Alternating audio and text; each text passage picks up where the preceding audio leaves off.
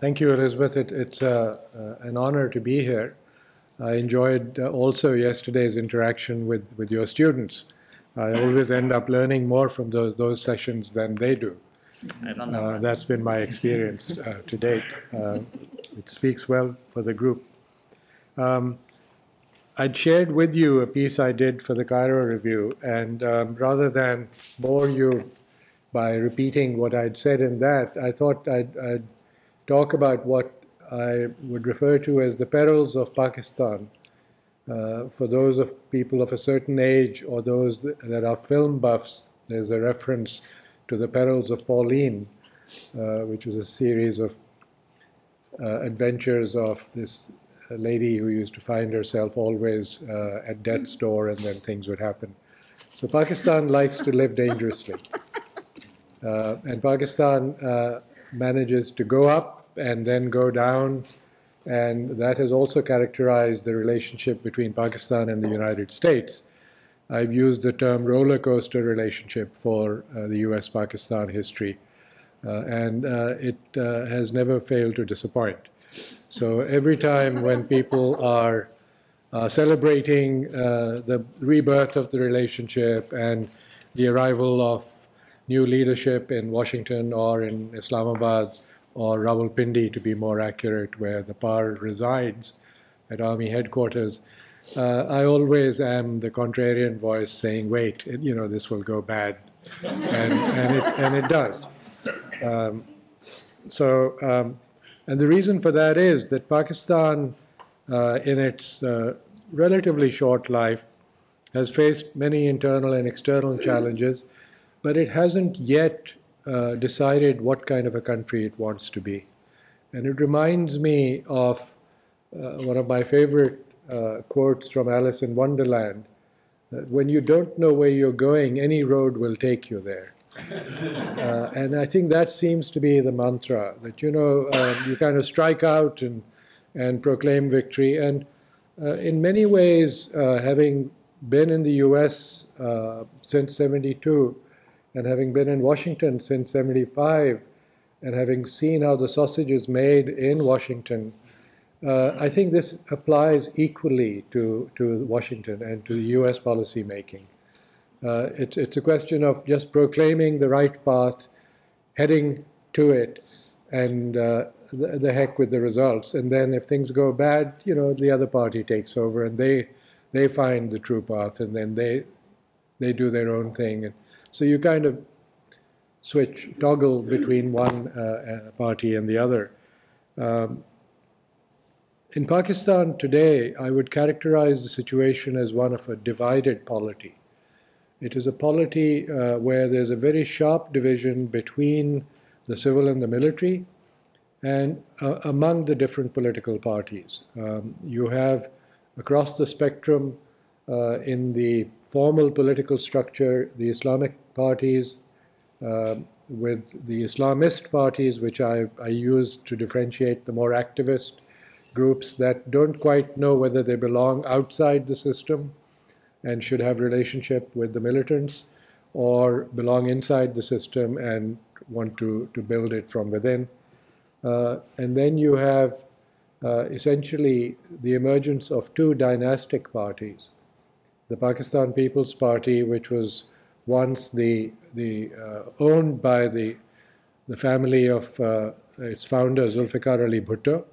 The mantle fell on his daughter, Benazir Bhutto, and then when she was assassinated, it was acquired through what many term a spurious will that he produced by her husband, who used his children, and particularly the son, Bilawal Bhutto, as the co-chair of the New People's Party, and became president on the basis of a vote that propelled his party back to power. So, and the other party is spawned by the dictatorship of General Ziaul Haq. This was known as the King's Party in those days. It was set up as a Muslim League, and the family of current Prime Minister and former Prime Minister Nawaz Sharif essentially owns that party. And there's another party which was known as the King's Party during President Musharraf's day, also a Muslim League, which belongs to another family that broke off from the main Muslim League. So you get the picture. They're basically interested groups that have formed coalitions with each other and worked out a means of living together, sharing power, and these days declaring a ceasefire so that they can survive a 5-year term. And so one party gets to recover all its investments from access to state resources, and then the other gets a chance to eat at the trough. What they don't know is that the trough is becoming smaller and smaller. The pie is shrinking. And then there are other parties on the scene which are regional or language-based, and among them the Muttahida Qawmi movement, which was formerly known as the Muhajir Qawmi movement of people that came from India, Urdu-speaking people, primarily based in Karachi, but now is trying to set up operations in other cities in the country. On paper, a good development because it is the first professional political party based on service and community support. However, it is run by an unelected leader who runs it along the Don Corleone model out of London and manages it from London by telephone calls. And if you don't agree with him, you lose your knees or your head, whichever you prefer. And so this has now been under attack by the military, which has had a rough relationship with this party in Karachi over the years, and we don't know where that's going to end up. So this is kind of the scene of the parties. There's tremendous distrust also between the political government, the civilian government, and the military. And this is based on a distrust which is historical, but also based on lack of performance. Because when political parties come in, particularly if they've been out of action for 5 or 6 years, one would expect that they have taken that time to put together a plan of action, that they have a manifesto which they've announced to the public that they will then support with action plans, and that they will bring in a team or teams of individuals that will, at the provincial level, at the national level, translate their ideas and help fulfill the promises they've made to the electorate. But none of that happens. It's almost as if the election is over, now we'll wait for the next one, and how do we make some more money? And corruption is the underlying principle of government, and access to state resources, which are dwindling, is the main focus of attention. So this creates distrust because the military sees democracy being talked about but not being practiced. And the military remains still the best organized, most disciplined force in the country. It is also, in my view, the best organized, most disciplined political party, because the military has, over the years, ruled the country for at least half, directly or indirectly, for half the life of the country. And they feel that they are fully capable of running things outside the military domain, because obviously the civilians cannot. And so every now and then, the people of Pakistan, who are a very resilient and a very trusting lot, turn to the military and whoever is the head of the army, and they say, please save us. So for those of you that have been working here on Egypt or Nigeria or other places, you will see echoes of this in your own experiences. There is a similarity. There is a similarity. The training is the same, the background is the same, and I think military rulers and autocrats learn from each other much more than governments learn from each other. But they learn the wrong lessons. I think that's something to keep in mind. However, in the last few years, something has changed, and that is that unlike in previous periods when the military in Pakistan had a favorite political party waiting in the wings that it could then bring into power as a front for it, or bring into power as an adjunct to a military rule like President Musharraf's. This time, the military doesn't have a political party waiting.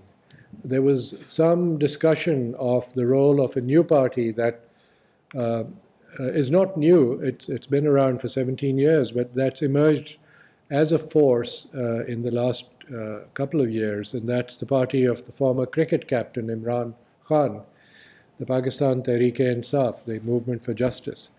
And it was thought that perhaps this was a surrogate for the military. There were rumors that the former head of the Inter-Services Intelligence, who is now based in Abu Dhabi, had come in to advise Imran Khan on launching a civil disobedience movement against the government of Prime Minister Sharif. That was never fully proved, but in Pakistan, rumors have a way of coming true. Or if they don't, there seems to be enough fire behind that smoke to connect the two. And so people took that as gospel. But that didn't happen. And so clearly today the military is in a kind of a checkmate situation where the civilians know that they need the military and its support, that they can't do without it.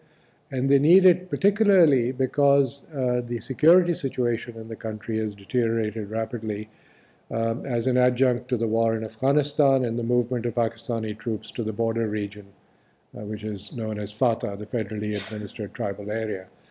And that spawned an internal Taliban movement in Pakistan, which has declared war on the state of Pakistan and on the Pakistan Army. So the civilian government has ever since President Zardari's period, given essentially pro-council powers to the military, and it also covered their actions, extra-legal actions in some cases, with retroactive grant of immunity and indemnifying them against any legal action so that they can't be held responsible for summary executions or courts-martial or disappearances. The Supreme Court has tried to step in, but I think with this law that was passed and signed by President Zardari, they were covered. Before that, they had no legal cover. This was done retroactively. With the current big campaign that the military has launched into FATA, which began with operations in North Waziristan, it was a perfect example of how the military and the civilians are on different pages. They keep saying in public that they are on the same page, but they're not. So there was agreement between them that the military was ready to launch an operation. This would, among other things, help relations with the United States, because the US had been saying to the Pakistan military, we want you to deny space to the Haqqanis. They're a pain in the neck. They are so close to Kabul. They threaten us regularly, and they keep coming into Paktika and Paktia and coast. They have sanctuaries there, but they're using their base in North Waziristan, and you're not doing anything about them, which was true. And there was enough evidence that had been picked up through wireless intercepts, which showed that they were being given a pass, and that, in fact, sometimes information about potential strikes was being shared with them. So this had led to a serious problem between the US and Pakistan, particularly under the previous Army Chief, General Kiani. Well, General Kiani kept promising Admiral Mike Mullen, the chairman of the Joint Chiefs, that he was just ready to launch an operation, and it'd be another couple of months. And for those of you that are not familiar with Urdu, the language in Pakistan, we have one word which is used for the past and the future, and it's the word kal. And it's really a philosophy more than a word or a promise. So when somebody says kal, it could mean yesterday, and it could mean yesterday going back 3,000 years, or it could be tomorrow going 3,000 years. So when you go to your tailor and say, where's my shirt? He said, inshallah, you will get it kal. It's a bit like bukra, inshallah. in Arabic. So it's a concept. And I remember briefing Mike Mullen and trying to help him understand that he needed to understand this concept. But, you know, he had high hopes that his interlocutor, whom he trusted deeply and to whom he wrote essentially almost a paean in the 100 words that he was given by Time in that cover story on the 100 most influential people of the world. He wrote about Kiani, that when he enters a room, the room lights up, and you know, things like that. The man with a plan, and so on. And none of that came to pass. So when Kiani exited and General Rahil Sharif stepped in, the local Taliban tested him, and they mounted an attack on the military and killed 26 people. The next day, he launched an attack in North Waziristan. He didn't wait for any discussion with the government or anyone else. He basically said, we will return the favor, and he told the civilian government, we are ready to move with a full-scale operation. And I verified with senior military officials, including the former air chief, that they had identified over 200 targets that they were updating on a weekly basis or monthly basis, and they knew exactly what to hit. And so the Prime Minister said, yeah, that's a good idea, and they thought there was agreement on it. And then the Prime Minister went to Parliament and, without informing the army chief, made an announcement that they were ready to have peace talks with the Pakistani Taliban. And this would be done through surrogate representatives, in which people from Imran Khan's party and others would be involved on the Taliban side, and Nawaz Sharif would have people, including a former ISI major who had been responsible for attempting to destabilize Benazir Bhutto's government in an operation called Midnight Jackal. He would be on this team. So it's a very bizarre theater of the absurd peace talks. And Army headquarters was completely dumbfounded by this move, and, to put it in polite words, pissed, because you know they thought they had an agreement, they were ready to move, and this was now not being acceded to by the civilians. But they held their own, and then eventually, as the peace talks failed, as they would, the military moved into action. Of course, this gave an opportunity to many of the bad guys to leave and to go into other parts of the country, including into Nuristan in Afghanistan, where they sought sanctuary. And now that has been the weakest point of the Pakistan counterinsurgency campaign, because reverse sanctuary now exists in Afghanistan, particularly with the coalition departing.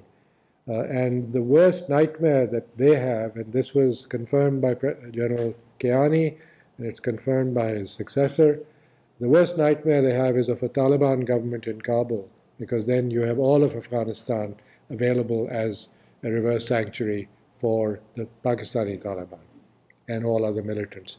So that operation was launched, and the military has succeeded in depopulating North Waziristan as it did Swat before it, although they're now attempting to send the people back. But the reconstruction is going to be very costly, and it's not clear where the funding is going to come from. I think this is a bill that Uncle Sam will probably be seeing, but I don't see any volition on the part of this administration or people on the Hill to take on payments, at least beyond 2016, when the coalition support funds dry up. Another weakness in the political system, very quickly, is the fact that, as I mentioned, you have dynastic parties, and you don't have political systems for decision-making. You don't have bureaucracies in place among the political parties. You don't have elections to party positions. Everyone is selected by the party hierarchy, which is selected by the family that runs each political party. So whether it's the Awami National Party in Khyber Pakhtunkhwa, whether it is the Pakistan People's Party, whether it is the Pakistan Muslim League Nawaz, whether it's the Pakistan Muslim League Q group, which is belongs to the Chaudhry brothers, formerly associated with Musharraf. All the decisions are made by selection. There are no elections. And the government today is being run with a kitchen cabinet of 4 persons, which includes the Prime Minister's younger brother, who is the Chief Minister of Punjab, Shahbaz Sharif, his Defense Minister or Power Minister, Khwaja Asif, his Finance Minister, and also his relative by marriage, Mr. Ishaq Dar, and the Interior Minister, Chaudhry Nisar Ali Khan. And none of them gets along with the others. So you have a kitchen cabinet that meets not as a cabinet but individually with the Prime Minister, and this is the worst form of decision making for such a large democratic setup in a country with 200 million people.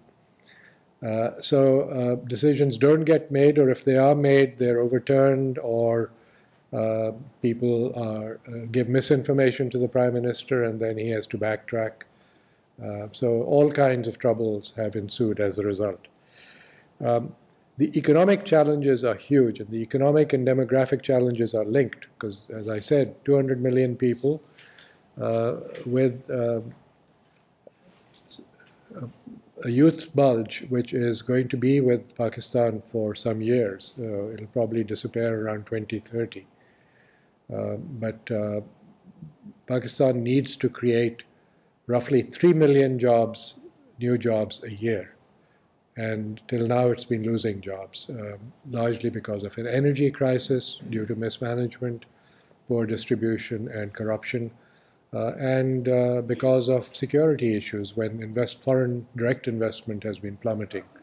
The tax to GDP ratio is one of the lowest in the world. As a result, they're in constant budget deficit, and they at the moment have about 2 million people on the income tax rolls out of a population of 200 million. So they can't afford to pay their bills. They rely on 2 things, foreign assistance to some extent, but not to a very large extent. And the US is really a drop in the bucket for Pakistan's needs, despite the view in Washington that it's such a huge amount. And they rely on 2 things. One is the informal economy, which is off the radar and which is small and medium scale enterprises. And the other are remittances from workers, which have been on the upswing. Something like $14 to $16 billion a year come in through remittances. Whereas the largest quantum of US assistance was the Kerry-Lugar-Berman bill, which promised $7.5 billion over a 5-year period, so $1.5 billion a year. And I tried explaining to people on the Hill at countless hearings, Senate, House, also at the White House, that you don't get leverage with such a small amount. You know, when the Pakistanis look at the amounts that they're getting from their own people and they look at 1.5 billion a year coming from the US, they will do what they want to do and then take their druthers with the US. So that's been an issue of great contention. In Congress, the view is we've been very generous with Pakistan, and why doesn't Pakistan return the favor? But as I said, the challenges of the demography are going to be huge. Pakistan is now home to a number of megacities. Lahore has 7 million people. Karachi has, according to one recent study by Shahid Yusuf that I just saw, maybe close to 25 million people. It's bigger than most countries in Europe. And there don't seem to be any plans on how to govern these cities, because they're city-states. And the challenges that they're posing are enormous. Moreover, Pakistan has not had an official census for a long time, not since 1998, for a very simple reason, that the political parties do not wish the census to be completed. Because the moment a census is completed, the electoral rolls have to be redefined and the constituencies have to be recast. And what will happen is power will shift from the countryside to the cities. because based on some calculations by a number of people, including myself, including the former deputy chairman of the National Planning Commission, Nadeem ul-Haq, Pakistan currently has over 65% urban population. Because if you use the UN definition of 10,000 persons make a town, then Pakistan is filled with towns of multiples of 10,000 people. And if that power shifts from the countryside, then many of the traditional dynastic parties will lose their seats. And you'll have complete unknowns coming into parliament, and who knows where that will take Pakistan. Now, the cities, and particularly the petty bourgeoisie, are also the most conservative religious elements in the country. I think Barbara Metcalf has done a lot of work on it. Others on Lahore have produced that result, which means that there may be a fertile ground for recruitment by the religious parties if they can get themselves organized.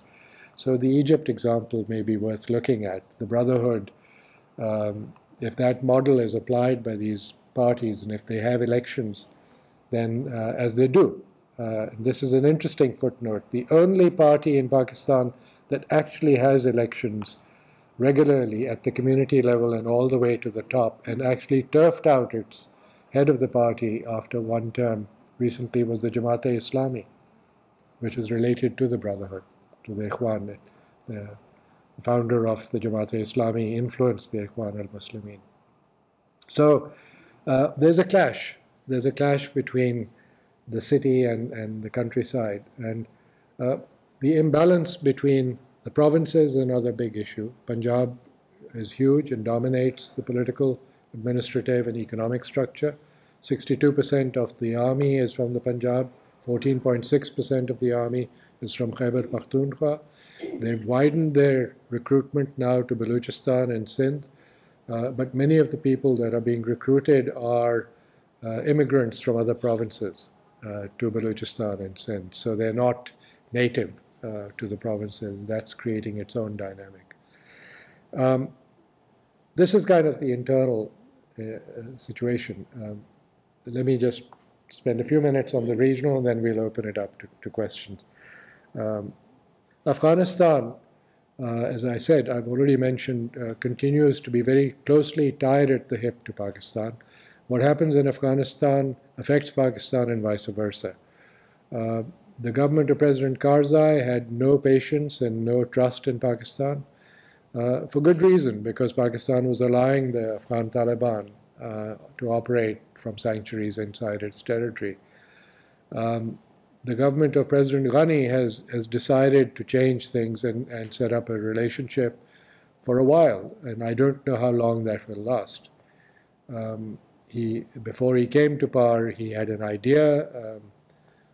Since I worked closely with him, he's a personal friend, we've talked about these things, so I was familiar with his strategy. He was going to give Pakistan room to prove its bona fides as a good neighbor. And he would recognize Pakistan's deep concerns about the penetration of Afghan economy and political system and influence in the security sector of India. And so that relationship was put on hold for some time, and he has been visiting with his Pakistani counterparts and has, in fact, in a breach of protocol, went straight to army headquarters on his last visit to Rawalpindi instead of going to see the Prime Minister, and then later went to see the Prime Minister. So it's an interesting departure from protocol. But it may pay off because there are some movements to tie the Afghan military's training to the Pakistan military training. And so 6 cadets from Afghanistan are at the military academy in Kakul now. And there may be other things that they're doing on a quid pro quo basis where the Afghans are helping get rid of the Pakistani Taliban, and the Pakistanis are promising to bring the Afghan Taliban to the table and to neutralize the Haqqanis by suggesting that they cease their operations from Pakistan or move back into Afghanistan to their sanctuaries in the 2 PK area in Afghanistan.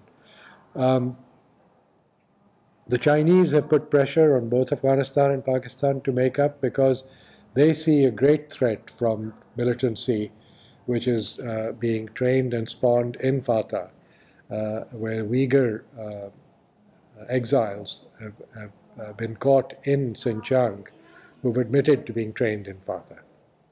And 2 years ago, I was in Beijing for a conference, and that weekend, the head of the ISI, General Pasha, was summarily summoned by the Chinese to fly to Beijing overnight and given a dressing down and asked to sort out this mess because they had caught people who had been trained in Fatah and who said they were trained in such and such place, and that the ISI was familiar with these places. So there is some tension and some pressure. Moreover, China does exercise economic influence over Pakistan. The promise of an economic corridor of road and rail links from Xinjiang down to the port of Gwadar to compete with Chabahar in Iran, should the Afghans choose that route to the sea, is a reality. And the Chinese also want to set up infrastructure links with Afghanistan in order to retrieve their copper investments, which is a long-term investment that they've made. So China is a powerful player. The Saudis continue to be a powerful influence because there's a surrogate war between Iran and Saudi Arabia, which is being waged in Pakistan, and that is now going to be waged in Afghanistan once the coalition departs. And the Saudis don't want to lose their space. Iran has always had a very tenuous relationship with Pakistan, but it shares a border with Pakistan. And Pakistan has also been accused by Iran of allowing Jundullah, which is allegedly a US-backed group, from attacking sites inside Iranian Balochistan.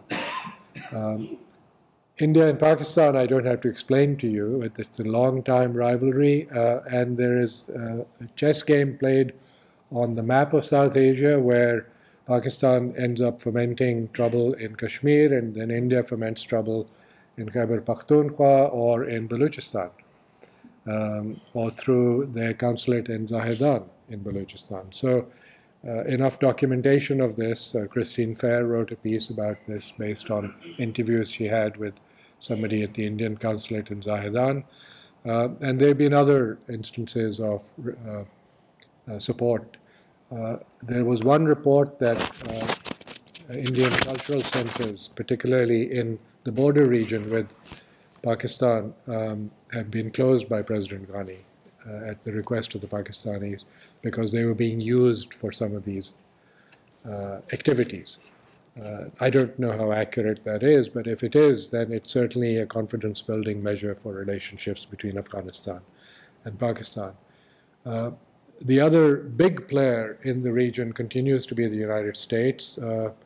As the Soviets would put it, it's the near-far, because it's always been in the region through its alliances with Pakistan, now in alliance with Afghanistan, as well as a very strong relationship with India and hopes of a stronger business relationship with India for the US, which will lead to all kinds of balancing between how it works with Pakistan and with China in the future. I don't see any great champion for Pakistan in the administration, nor on the Hill. Till now, Pakistan was being seen largely through the Afghan prism, and this was by the creation of the so-called Special Representative for AFPAC, which many people started referring to as PAC-AF because Pakistan needed to have higher billing, but it never got it. But within the last month, the president decided to end this dichotomy, and so the AFPAC people in the National Security Council are now being merged into a larger group, which is going to be called South Asia. Whether the State Department follows this also, where the SRAP office is located, is something to be seen. John Kerry had reportedly promised the Pakistani foreign minister that he would do this, but it's taken over a year and a half to get this done at the White House, so we're going to wait and see. And then the question is, how does the Pentagon work this area? The Pentagon has been much more realistic on this, and they've been working quite effectively with the Pakistani military particularly. Future scenarios.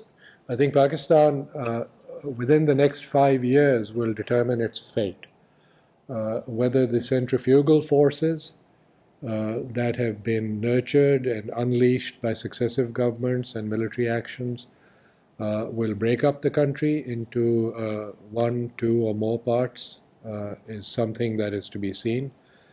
If it does occur, it won't be a rapid breakup, but it'll be a gradual decline of security, inability of particularly the civilian police forces to provide security, and the indiscriminate use of the military, which will reduce its effectiveness and ability to provide security at the borders as well as internally. This is the worst case scenario. So conceivably, Punjab or a confederation of Punjab and Khyber Pakhtunkhwa may survive and work out things with India and become a corridor of prosperity with Central Asia and Afghanistan, or not. The other is, will the centripetal forces that desire to hang together rather than hang separately will force them into forming coalitions that are cross-province and create new provincial structures to create a more balanced model, maybe along the Nigerian model, where you have equal size or roughly equal size provinces. I think Pakistan has 16 administrative divisions, and so maybe that model might work, where you have commissioners and then mini assemblies running things. That'll certainly remove many of the ethnic, language, and sectarian issues that have created a problem for this benighted country. But it will need very visionary and bold leadership. There was some talk by the Nawaz Sharif government, which came in with a huge majority into parliament, that they would revisit the size of the provinces, but that discussion has petered out. The other possibility always remains either a direct military coup or a soft coup, where the military forces the civilians into doing some of these things and supports them in that action. If I was a betting man, I would bet on the latter, because the military is smart enough to have learned its lessons. It can't run the country and run the military at the same time. So we'll have to wait to see whether the centrifugal or the centripetal forces triumph. And so if you call me back in 10 years, I will be happy to talk about it, or 5 years, and we'll see where things are. So let me stop here. I think I talked way too long, but I'd be happy to have a conversation on this. I'm sure you have knowledge to add to this. Thank you. Thanks a lot.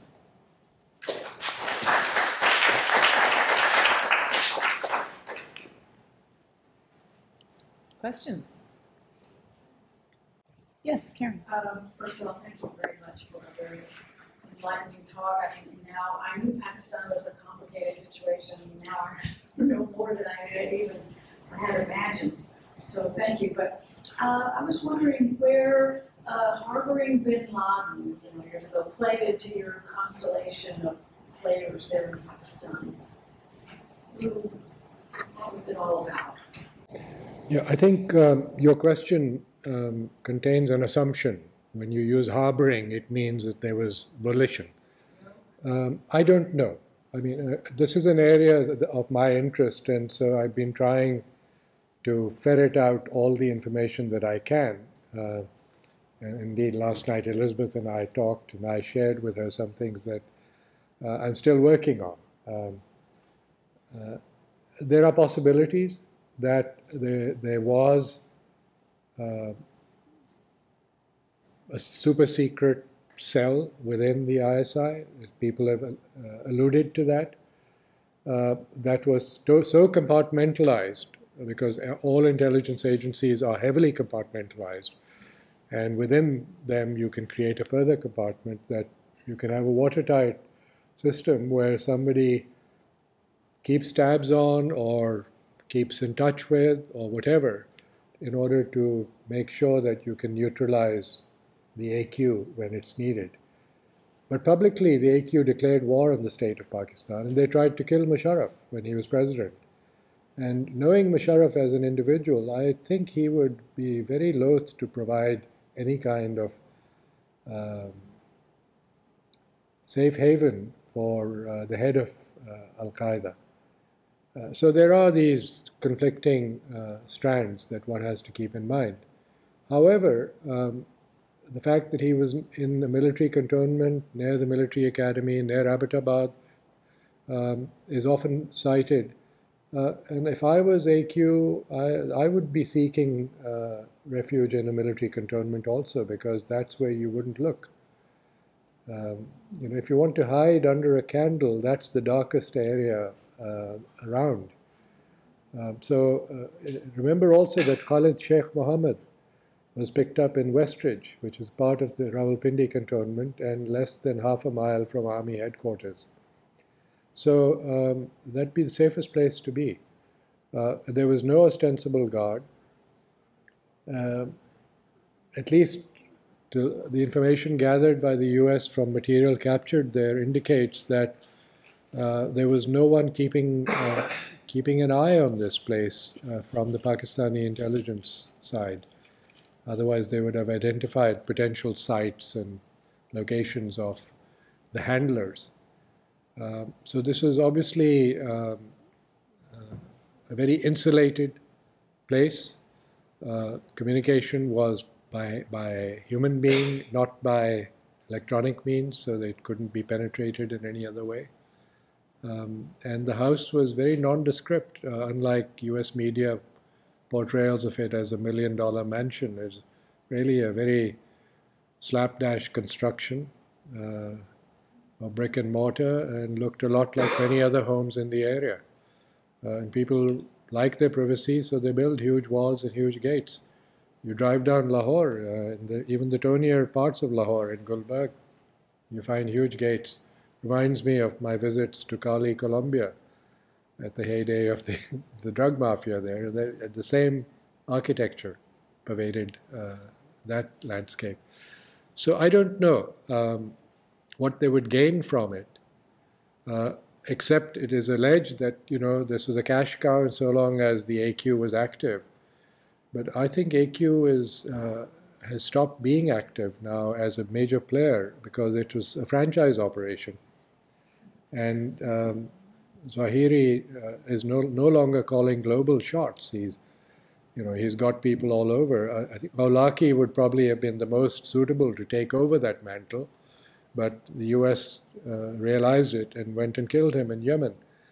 So IS is now challenging that brand name and that space, which is why Zawahiri has announced the creation of AQ-IS, and interestingly has chosen to name an Indian Muslim as the head of AQ-IS in the Indian subcontinent. So if anyone is to be worried, it should be the Indians, because they have a huge Muslim population which is disaffected, dispossessed, and which can travel to 54 countries of the world without a visa. With a Pakistani passport, you have trouble leaving your own country, let alone entering any other country. So I think these are things that have to be kept in mind. Yes. And then you probably know, the common narrative in our media is that there are groups in Pakistan who are sympathetic to the Taliban, and if they took power in Pakistan, the Pakistani nuclear force would become a relative issue. If you were giving an address to the American Press Club, what would you tell them the narrative, the usual standard line about Pakistan ought to be? Should it be this or should it be something else? Well, my problem is that I always present the situation in Pakistan as a multivariate equation. And that's not something that journalists like. They want the soundbite. I've actually stopped, to a large extent, acceding to requests from the main networks, because they'll take an hour and a half of your time and you get 20 seconds, because that's the soundbite they want. One faces the same frustration in testifying on the Hill. You send a long paper, you deliver a shorter version, and then at the end, the chairman says to you, Mr. Nawaz, what do you think is the one thing we can do that could change everything? And my response is there's no silver bullet. This is a multivariate equation. It's not linear. It's not simple equation. And you really have to chew gum and walk at the same time. And I think it's that inability to do that that hampers our ability to craft a policy. The other big change is, and this goes back to my definition of tomorrow, kal. In the US, the time horizon is always the next congressional election. So we cannot see over the horizon beyond 2 years. The Chinese should be teaching us about political foresight and thinking 5, 10, 30 years down the line. We are so bound by these election deadlines. The president can only think about 4 years. And all of Congress is basically worried about the next election. So there isn't a desire to say, these are the long-term investments we need to make, and these are the investments we need to make with the people of these countries. So what do? We choose to make relationships with individuals or parties or institutions like the military, because they deliver. And these are very short term. If you read the Washington Post and the New York Times editorial of today, I think you'll see a similar editorial at some point on Pakistan will be written. Just change the names. So these relationships are complex, and we're dealing with complex societies that have very ancient histories and very ancient memories. And our memories now are basically going back to 9/11, if that. Because there's a new generation coming on stream who was not born at that time. And we don't know what they're going to be thinking. The Cold War is a distant memory. The Second World War is just forgotten. So I think, as I said yesterday, the Cold War is still continuing, except now it's being fought through surrogates and different hotspots around the world. So it's a complex answer to a very important but a simple question. Yes? Yeah, I wanted to thank you for taking the time to lay out a lot of the complexity in the history of the U.S.-Pakistani relationship. And while you were talking, I was thinking about how the relationship between India and the United States is probably just as complicated. And since Modi has been in power in the past couple of years, we've seen some interesting sort of shifts in that kind of triangulation. And I'm wondering, just like to hear a little bit from you about how you think the arrival of Modi on the scene as Prime Minister of India and the shifts in Indian politics and how that has also forced a change in the relationship between India and the U.S., how that might impact, or how that is impacting Pakistan today. Great question. It allows me to put on my optimist hat first. I am by nature an optimist, and I had a friend, unfortunately we lost him last month, Arno de Bograaf at CSIS. He would always tell me, he would accuse me of being an optimist and then tell me that a pessimist is an optimist with experience. So when Modi was elected, I was elated. I was actually in Delhi and in India during the elections. And then I was back there recently, so I've been sort of following up on that. I was elated because for the first time you now had two very popularly elected prime ministers in India and Pakistan. They didn't have coalitions to be beholden to. They could actually get things done. But Modi's focus was primarily domestic, and he made some overtures at the international level to regional partners. But I think his focus will remain primarily domestic, because if he is going to secure a place for himself, he, unlike Pakistan that has to create 3 million jobs, he has to create up to 15 million new jobs every year. And the Indian growth rate is perking up again. It's better than China's this year. But he's going to have to keep it on that upward trajectory. And that's going to be a huge challenge because in India, the centrifugal forces have already taken over. Power has been shifting from Delhi to the states. And he's going to have to make those deals. And the first lesson he got in that was when he had the Prime Minister of Bangladesh come to Delhi, and they were ready to sign a deal on the water issue, the Farakka barrage issue, that bedeviled Pakistan-India relations when Bangladesh was East Pakistan, and the sharing of the waters of the Ganges, Brahmaputra. The deal couldn't go through because Mamata Banerjee, the Chief Minister of West Bengal, said, heck no. We want a deal only after the Bangladeshi refugees are sent back across the border to Bangladesh. And you have to guarantee that that will happen. And the central government didn't have the ability to do that. So there is going to be that challenge. I think the US has operated under a kind of euphoria about this relationship with India. There certainly was a reluctance on the part of the Obama administration to own up to the nuclear deal because India had opposition to it, and also because it was the Bush administration that had signed that deal. So this was not something that Obama had done. But the problem occurred when the US decided that it would rebalance to, or pivot to the Pacific, and didn't talk to the Indians before it did that. Now, the one thing my Indian friends are known for is their sensitivity. They see themselves as a major regional and emerging global power. And they don't want to be taken for granted as a junior partner in this endeavor. And so they said, we will be your friends, we will work with you, but we are not going to be your partners and certainly not follow you. And so that has to be very carefully calibrated, that relationship. The other assumption on the part of the US was that India now had this enormous reserve. It is now the world's largest importer of arms, and that the US would have this enormous market that would help subsidize the US military, because if India purchased weapon systems, we could get economies of scale and provide them to our people at lower cost. And the first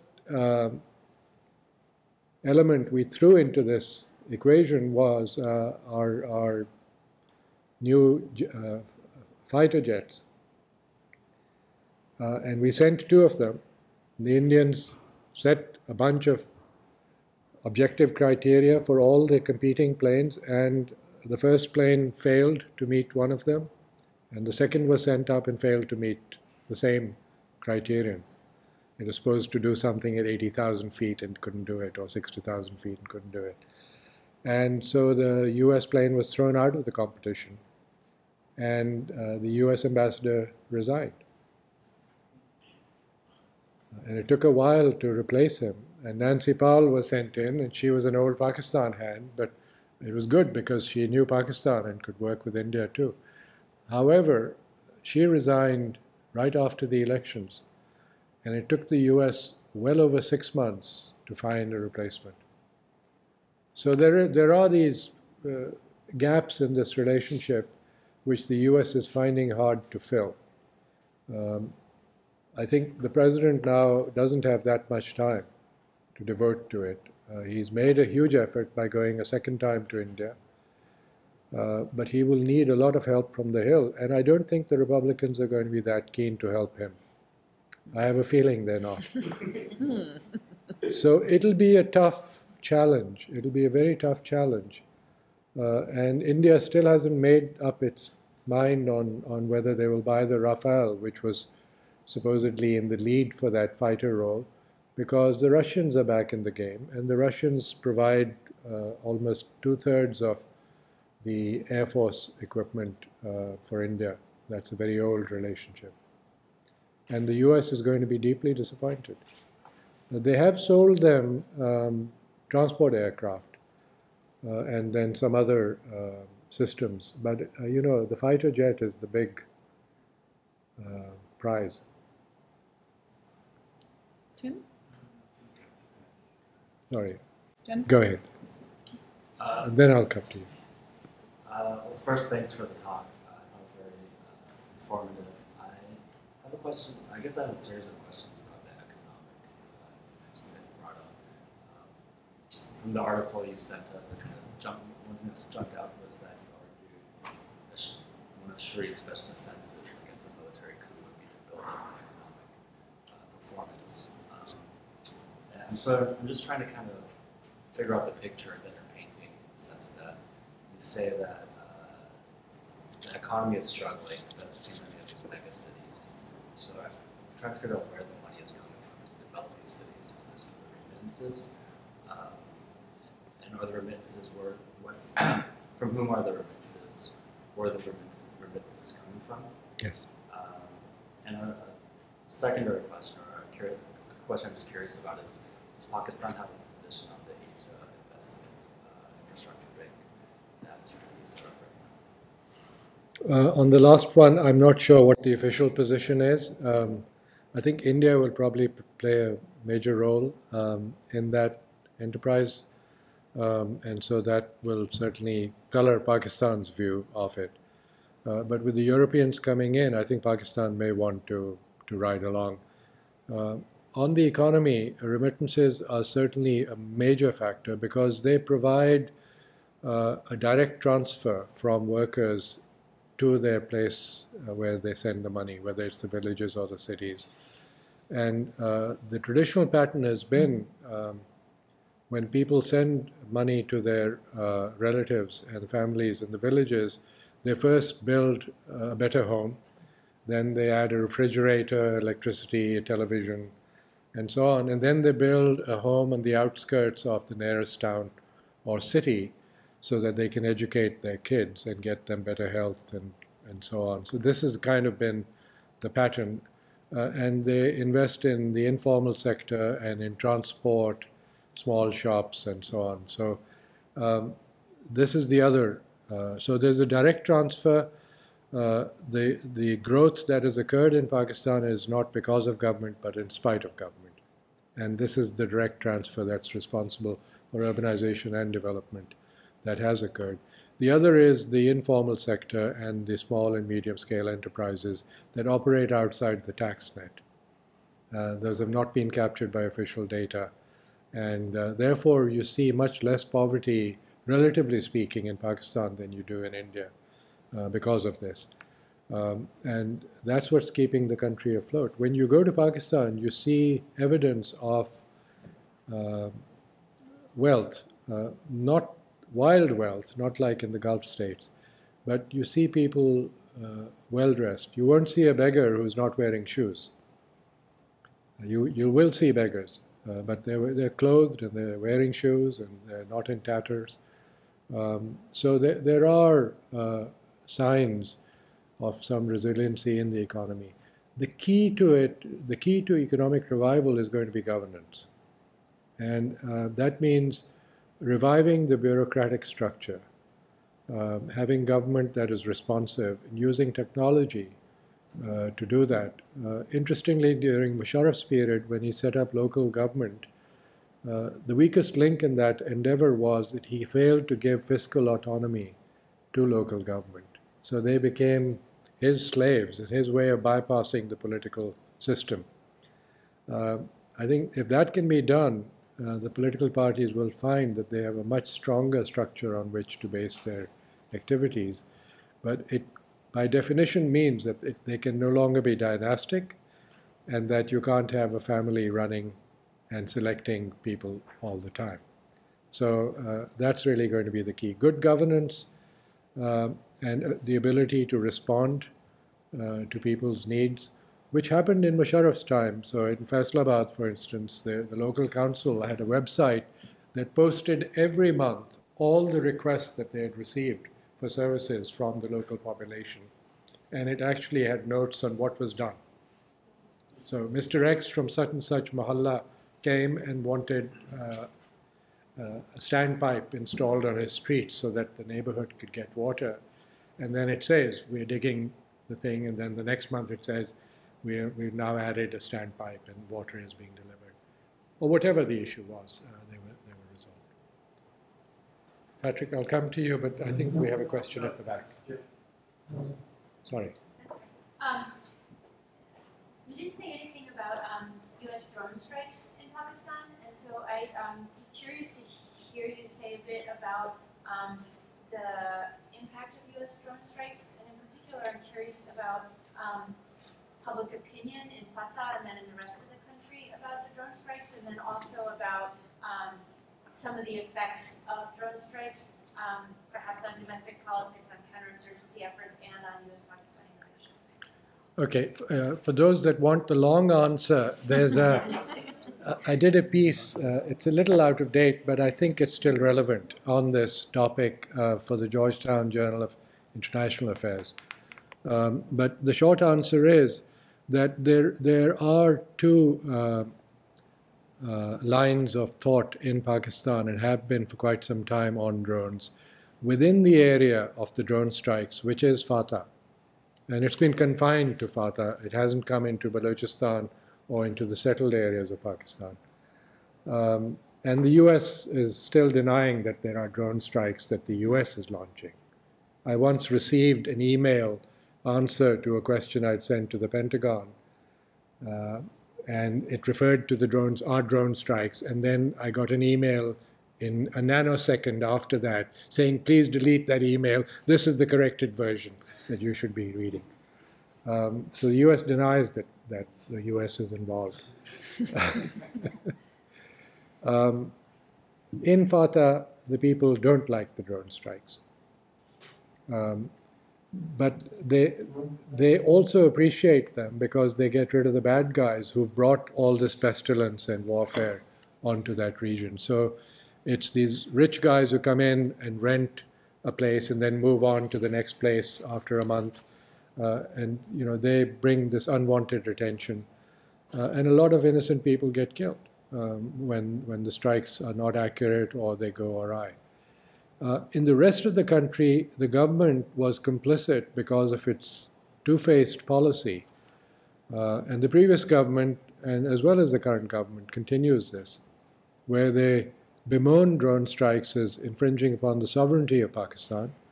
But as WikiLeaks has shown, the previous army chief and the prime minister and others were all saying, heck, fine, go ahead, kill some people, we don't mind. In fact, we would ask you to help us with some more drones. We want more surveillance also. Share us the information. They were quite prepared to own up to joint drone operations. Except, of course, they wanted them to use against the Pakistani Taliban, not against the Afghan Taliban. So there was a difference of opinion on that. So that's really where it stands.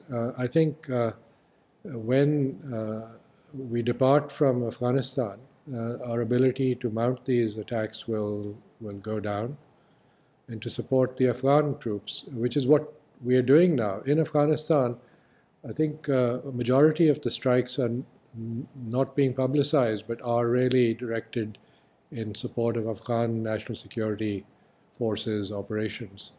And only a select few are operating in Fatah. There has been sporadic collaboration with the ISI, obviously, within bounds because there isn't total trust. But I'm also familiar with tremendous collaboration with the Germans and the French and the Brits, who have independently mounted operations inside Fatah and trained locals of Fatah to act as spotters. And when I traveled to North Waziristan, I heard for the first time a word that I used, and others have now been using it also, of something called the patri. A patri is a chip. So this was basically a thin homing device that you would provide a local tribesman and ask him to identify the hujra, the house where these favored guests of the AQ or the Taliban were hiding. And all he had to do was walk past it and throw it over the wall. And it allowed the drone to home in on that and destroy that particular location. So there is a reference to the use of the patri. And this is not necessarily active collaboration with Pakistani intelligence, but I know from my own sources that the French certainly took people from North Waziristan to Paris, trained them, and then sent them back. And the Germans have been doing it because the Germans want to track down the training centers, because they lost, quote unquote, lost 200 Germans of German descent, not Turkish Germans or other immigrants. These are real Germans with German passports who disappeared off the face of the earth, and they believe that they're in Fatah, they're getting training, and they'll come back. So the drones will continue probably for the next year or two, and then after that, I don't know if they'll have the range to operate from the Gulf.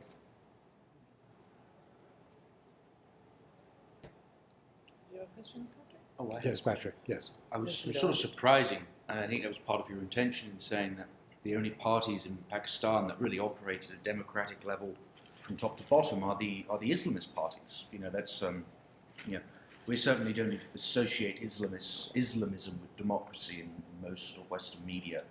But I remember years ago there was talk about, we need to negotiate with the Taliban to leave Afghanistan. That seems to have stopped being mentioned so much as the actual withdrawal date approaches. But to what extent, in your opinion, because I know after Egypt overthrew the Muslim Brotherhood, it was derided as a terrorist organization and completely illegitimate, etc.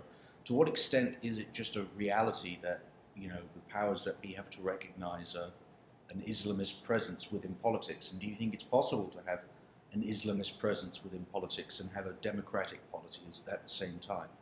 Or do you think it is purely for the intent of just subverting it and overthrowing it? I may be wrong on this, but my view is that if you bring people into the system, into the political system, it's the best way of ensuring that they will participate in the open, that they won't go underground and do things that are detrimental to your system. I was part of a project about 6 years ago at the U.S. Institute of Peace, which was run by Frank Fukuyama and Larry Diamond, and that's available on the USIP website. It's called Security and Reform in the Muslim World. It began as Security and Reform in the Middle East, and then it was expanded after a dinner talk I gave, and Frank Fukuyama called me the next day and said, "We've decided to change the title of the project to include Pakistan, so will you do a chapter on Pakistan?" This was my thesis, that Pakistan had, for whatever reasons, smartly, I think, allowed religious-based political parties to operate. And as a result, they never gained a great deal of the votes. They got 1% or 2% of the votes in any election, except when Musharraf made a deal with them to ensure that he could be army chief and president at the same time. That's when they came in with about 18% of the votes.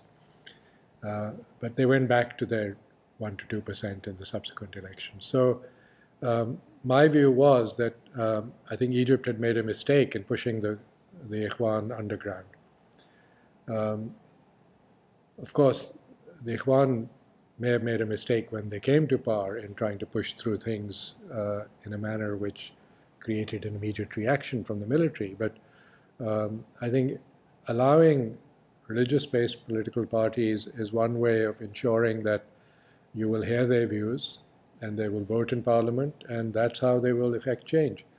And it's true, they are the most politically active. In fact, Marina Ottaway, when she was running workshops on democratic systems and preparing for elections, etc., and how to run party organizations in Egypt, talked about this. She said, this is for Carnegie, she said the only people that would show up at those workshops were the Brotherhood. All the mainstream political parties in Egypt thought this was below their dignity to organize and to have elections and to vote, etc. That they would just have their coffee club meetings and proceed on that basis. So I think political organization at the community level is necessary for all parties. And I just mentioned that because it's not that I'm saying they're the model, But it's a fact that they're the only party in Pakistan that actually has free elections. And they did throw out their leader after one term because they didn't like what he had done. Okay. Well, thank you so much, Shuja, for an enlightening talk. We look forward to seeing you in 5 years' time and see how your bet turned out. Sure. Okay. Thank you. Thank you all for coming. Thank you all.